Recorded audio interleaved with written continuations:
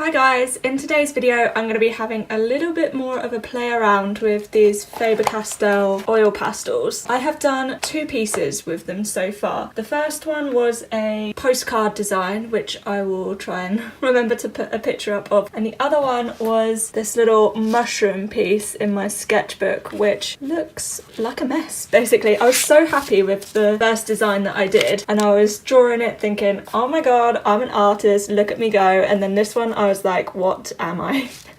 What is this? What a mess. As you use the oil pastels, they kind of break up and there's lots of little bits on them, and I was using some of these cheap paint brushes to try and brush it away, but it still just made a mess of the paper. So I went looking on YouTube to find some little tutorials on how to use them, and one of the first things that came up was a video from this guy saying that these Faber-Castell oil pastels are the worst on the market. The actual artwork that he created with them in the video looked amazing, but he was saying how bad they were. So I was a little bit disheartened, and I realised that all the illustrators that I follow are using neo colours, which I thought were oil pastels. They kind of look like oil pastels, but they're really not. I think they're like water soluble, kind of a bit more like crayons. So I realised that I'd brought the wrong thing basically. I wanted to use these as part of like mixed media pieces on top of gouache and different things, and maybe I can still do that, but I don't know, they're not what I thought they were going to be, and they're quite difficult to use, but I do want to keep experimenting with them. This morning I watched a video by Very Little Peach on YouTube, and she was testing out some really cheap oil pastels, which she said were basically crayons, and she just did a page of messy drawings and just experimenting with different techniques before going on to doing a full drawing. She said it was quite fun doing that, and it was quite good to experiment, so I figured I would do the same. I'm going to use this bit of cheap white card that I got from Tesco. It's like 200 GSM. I'm going to use this to experiment with, because I don't really want to do it in my sketchbook and then like ruin the page that's opposite. So yeah, I'm going to have a bit of experiment, play around with different things. I've got a skewer here to do some sgraffito, which is a technique that it shows in here somewhere. This is the little booklet that comes with it, and it shows you some different techniques. I'm going to try and do some blending like this. Oh yeah, here it shows you about scratching it. You can also use oil to blend them together. I'm not sure I'm going to try that today. But yeah, I just thought I would have a bit of a play really and show you what I'm doing. This is a little swatch card that I did, and it made such a mess, but yeah, I then had a go at blending them, and well, not blending them, like smudging them and seeing what that was like. It just makes a mess everywhere. So let's have a go. Right, I'm gonna try and draw some really basic things. Sian in the video, she was drawing just like flowers and stuff, so I might just do that. When you use the edge of the oil pastel, you can get quite an accurate, yeah, you can kind of get accurate shapes. But then quite quickly the edges obviously smush down. You can no longer get the accurate shapes. So I really hate getting stuff under my nails, and I have my nails quite short anyway, so picking them up was a bit of a pain in the bum. Oh man, see, just... And the guy was saying when he was testing them out, who said they were rubbish, that they're quite translucent, so they don't really go down on the paper very well, which I guess is true, like you can still see the paper through them. I did watch another video where they said that you're never supposed to have just one layer of oil pastel at a time, and that you're supposed to, the more layers the better really. So he did some stuff like this, and then went in with a second colour to sort of fill in the gaps.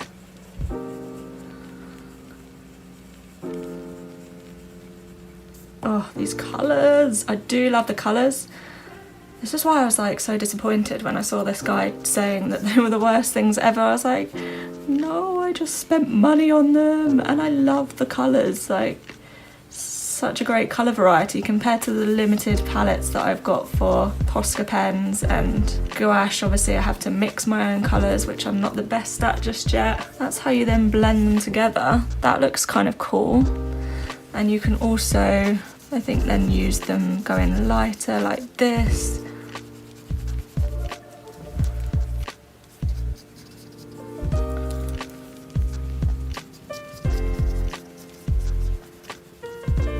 The other thing is, how do you clean them? Because obviously I've got other colours that have ended up mixing into this. Oh God, and what do you do with all these bits that come off?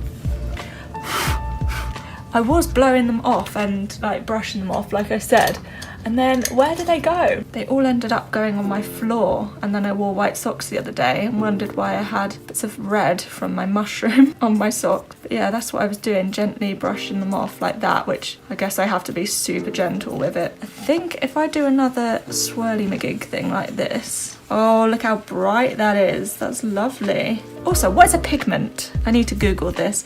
Everyone keeps saying like, oh yeah, the pigment really goes down well, or they're really pigmented, but I don't really understand what that means. Does that mean they're really saturated? It's quite fun to just do this actually.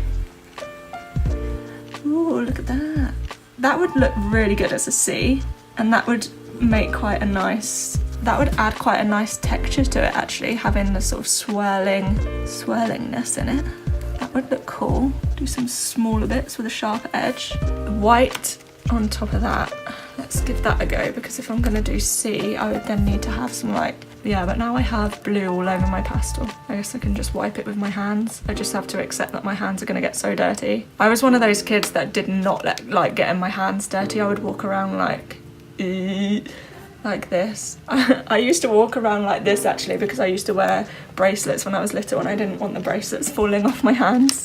You know when people ask you what your favourite colour is, and so many people just have a colour. I think people associate me with like oranges and yellows now. Oh, keep hitting the camera. I think people associate with me with oranges and yellows, but when I was little it was never really pink, but it was a bit of purple and a bit of yellow, and then I love blue as well. Pink has never been a favourite colour of mine, but I quite like it at the moment. And I quite like it with the orange, which is why it's quite a prominent colour in my branding. But yeah, I love all the colours. I love orange, blue, yellow. I just like bright colours really, I think. Oh, this is where it all goes terribly wrong because there's black and black will just make a mess. Right, let's give this, can you see it? Move it up a little bit. Give this a go. It's quite a good tool to use actually. It's just a barbecue skewer, but it's quite fine. Cool, I like that. Oh, purple, dark purple. That could look cool. Nice. I wonder if that would look good on top of a yellow for like a starry night. This is quite a nice pastel-y yellow. So if I was to do that, maybe mix it in with some lighter yellow. Not lighter, brighter. Oh, look at that mix. It also said not to do it like that, but to do it in circles. One of the people that I watch, one of the videos that I watch, but that actually still works. Maybe I'll do swirly swirly on top, or this way. Is it gonna just blend in, or is it gonna be on top? Purple. Sorry if you can hear the fans in the background, by the way. That is my computer exporting last week's video. So I'm doing 2 videos in 1 weekend this weekend because I managed to get on top of all my client work. And I was going to start on next week's client work this weekend just so I could get ahead with that, but I thought, no, I'm going to get ahead with my videos instead so that I can concentrate on my work all week and not worry about my videos. So I'm doing 2. I probably won't get this edited until like one evening during the week, but at least it's filmed, so yeah, if it's still filming.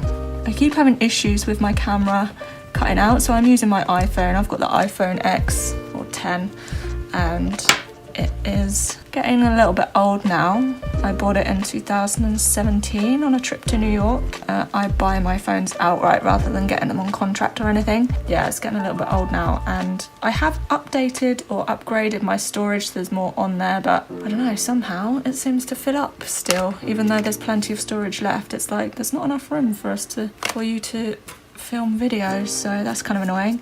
And I've changed my settings now as well so that I'm filming 4K. I don't know if it's exporting and coming out in 4K. I'm still experimenting, but it keeps cutting out Luckily, when it's like a longer video, cutting it down anyway, so it just means that there's a bit of a bigger jump between like when I was doing my gouache painting of the mangroves in the last video. It would jump between me just adding the mangroves on this side to like having completely done the other side as well. But yeah, if it cuts out during this and I'm chatting, it's not going to make any sense. What was I going to draw? Oh yeah, stars. I think it is all blended in and I'm literally just scraping back to paper. Let's try the other end, the fatter end. I mean, it looks alright, but that's not yellow, or is it? I guess it was a light yellow, wasn't it? I kind of want to do a piece that is just a load of hills with different textures on.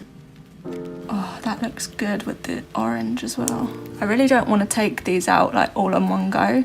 It would make my life so much easier to take them all out and lay them out on the table so I can just pick them up as and when, but I really like the order that they're in and I really want to keep them nice in that order. I'm going to make my life difficult.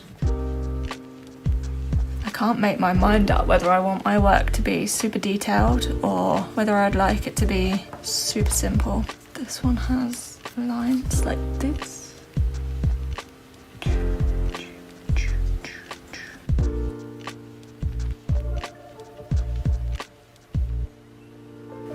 I'm really enjoying doing this daily art challenge, but some days it can be quite hard to find the time to do stuff. If I'm getting into the swing of things with work and I end up spending the whole day doing work and then I just want to switch off completely at the end of the day and just lay in a dark room and not look at a screen or not look at anything, it can be quite hard to do that. And also I then need to think about what it is that I'm going to draw or create, and some days you just don't have the mental capacity for it, but forcing myself to do it has been quite good. And also there's the days where like you're doing stuff with family or I'm spending time with my partner and I've got to try and fit it in somewhere. And I've just become an auntie, which is super exciting. So last week I went to meet my little nephew and he is gorgeous, so I'm going to be dropping everything to go and see him whenever she says come over, but I still need to make sure I find time to do my daily art. I'm quite glad that I've said that I'm only going to do it 6 days a week, because then I can kind of shift around that extra day, that day off. I can shift it around to accommodate. What if I do a purple hill? How would that look? Or what if I did like this? Oh no, probably should have planned that out first. Yeah, I've met him once. I met him last week. Got a little cuddle. He's so tiny. My sister and I were both really big babies. I was £9.10 and she was basically £10. So we were kind of expecting him to be a big boy, but he was not. Oh, I could do the sea. I could do the sea in front of the hills like this. Okay, despite being a mess, this isn't turning out as hideous as I thought it would, or as my mushroom did, let's say. I think what I'll do now is I'll get one of these little postcards, sketch out a design, something like this, and then I'll come back to you and show you a little time lapse of me doing that. Okay, so I have roughly sketched out, I don't know if you'll be able to see, I sketched it out and then I erased it, so it's basically some hills and then I'll have a lake down here and then a little sunshine up here. I'm not sure what colours I'm going to do the sky yet, but yeah, obviously that beautiful blue I'm going to use for the lake, and then maybe some flowers in the foreground here, but I'm not sure how well the oil pastels cover pencil, so that's why I've left that like that. I quite liked how I used quite rounded hills in this one, quite cartoony. So I've kept the hills like that in here. I have cleaned up, but I've obviously now just got green on there, which is fantastic. But yeah, let's get drawing.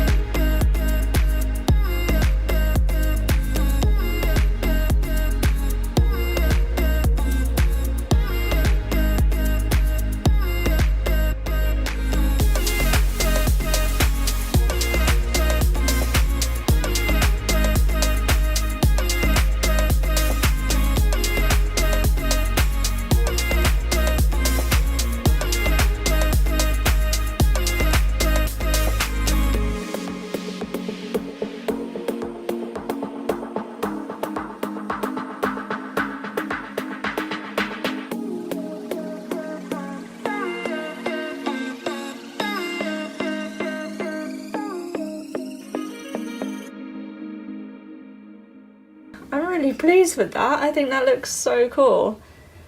I love that I can create like simple shapes with different variations of colour in them and different textures and stuff, and then add the details in by scratching them out. I really love that technique, so I think I'm going to end up doing a few more of these. Yeah, it's going to go up on my wall, I think. Okay, thank you for watching. I'll see you next time. Bye!